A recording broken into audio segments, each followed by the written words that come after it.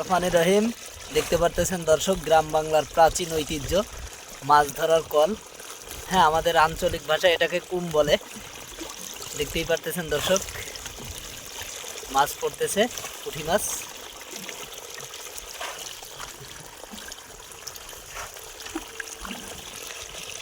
পুঁটি মাছ পড়তেছে, মাশাআল্লাহ, অনেক ভালো পুঁটি পড়তেছে।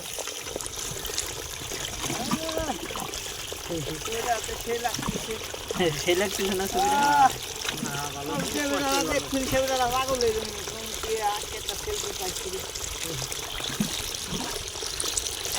কিভাবে পড়তেছে দেখতে থাকুন।